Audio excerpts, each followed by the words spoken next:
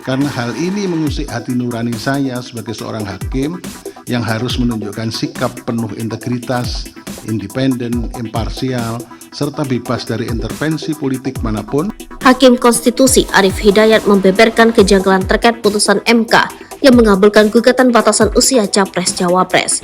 Arief Hidayat merasa banyak kejanggalan putusan MK yang dibacakan Ketua MK Anwar Usman. Keputusan yang disebut berpihak pada Gibran Rakabuming Raka agar bisa mendaftar sebagai Cawapres 2024 dinilai syarat keganjilan. MK memutuskan Capres-Cawapres berusia di bawah 40 tahun bisa mendaftar jika pernah menjadi kepala daerah. Hakim Konstitusi Arief Hidayat membeberkan kejanggalan atas putusan Mahkamah Konstitusi yang mengabulkan gugatan perkara nomor 90 PUU 21/2023 terkait usia minimal calon presiden dan calon wakil presiden dalam Undang-Undang Nomor 7 Tahun 2017 tentang Pemilu Senin 16 Oktober 2023. Pasalnya lewat putusan tersebut, MK membolehkan orang yang belum berusia 40 tahun menjalankan diri sebagai presiden atau wakil presiden selama berpengalaman menjadi kepala daerah atau jabatan lain yang dipilih melalui pemilihan umum.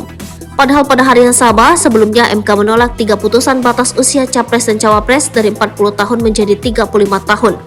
Menurut Arief, ia merasakan adanya kosmologi negatif dan keganjilan pada 5 perkara equo yang ditangani MK soal batas usia Capres dan Cawapres.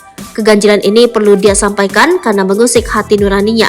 Hal ini mengusik hati nurani saya sebagai seorang hakim yang harus menunjukkan sikap penuh integritas, independen, dan imparsial, serta bebas dari intervensi politik manapun dan hanya berorientasi pada kepentingan bangsa dan negara yang berdasar pada ideologi Pancasila, kata Arief. Keganjilan pertama, papar Hakim Konstitusi yang diusulkan DPR ini adalah soal penjadwalan sidang yang terkesan lama dan ditunda.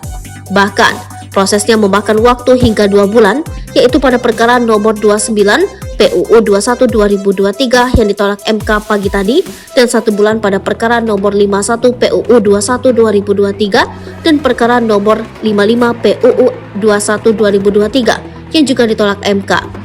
Ia mengakui lamanya penjadwalan sidang memang tidak melanggar hukum acara, baik yang diatur dalam undang-undang tentang MK maupun peraturan MK.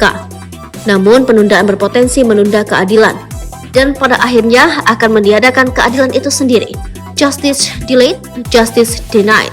Terlebih hal ini merupakan suatu ketidaklaziman yang saya rasakan selama lebih kurang 10 tahun menjadi hakim konstitusi dalam menangani perkara di MK, ucap Arief.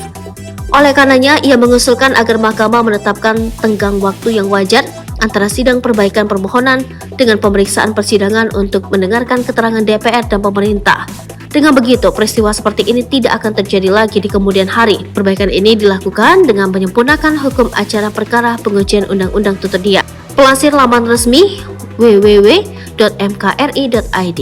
Arief pertama kali dilantik sebagai Hakim Konstitusi pada 1 April 2013 di Istana Negara oleh Presiden RI Susilo Bambang Yudhoyono. Arief menggantikan Mahfud MD yang mengakhiri masa jabatan yang telah diembannya sejak 2008.